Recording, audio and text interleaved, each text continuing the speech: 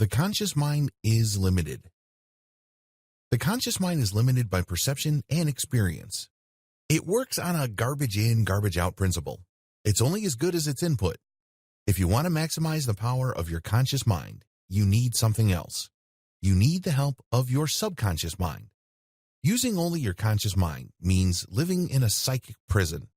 When you focus on using your reason and emotion rooted in your conscious mind, you are limited by space, time, and circumstances. There's a whole other world out there. There are many layers to that world. Unfortunately, you're completely blind to it because you're focused only on what you can see, touch, taste, hear, and smell. You're bound by the limitations of your senses. The conscious mind is very easy to enslave. It's not unusual for great historical people to say and do things that we find repugnant today. How come? They are a product of their times. In other words, they were thinking consciously and rationally based on the world that they saw and interacted with during their historical period. Yet their lives had the seeds of greatness, and we still benefit from their work and their achievements. Still, their limitations are glaring. You also are just as limited because you rely on your conscious mind. We are very limited people because we are products of our specific circumstances. For example, we are products of our times.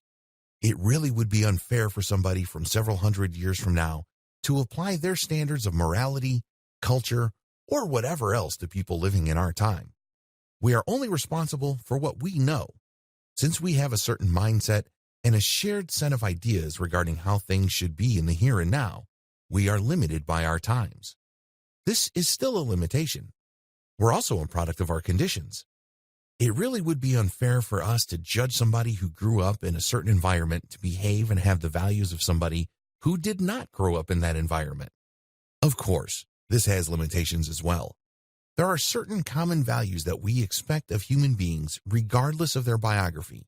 But, by and large, it is perfectly understandable for people to be judged based on the conditions they found themselves in. It would be great if all of us could overcome our conditions and live up to the highest standards, but we're only human. Another limitation is that we are products of our culture. It's very easy to define culture as involving a certain type of dress and a certain cuisine. Those are superficial cultural differences. Cultural differences actually run deep.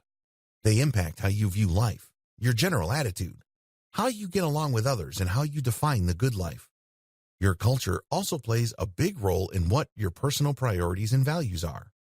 We can debate all day long, and then some on the issue of whether all cultures are equal or have the same value or lead to the same place. With that debate aside, it is indisputable that culture does play a big role in how people turn out. Going even deeper, when you notice that most people have certain cultures, it's easy to see where that cultural membership draws its power from. When you're a member of a culture, you want to go along to get along. You want to be part of a crowd. You want to be accepted. There's a tremendous value in a sense of belonging. This puts tremendous pressure on people who grow up in their own culture to behave and think a certain way.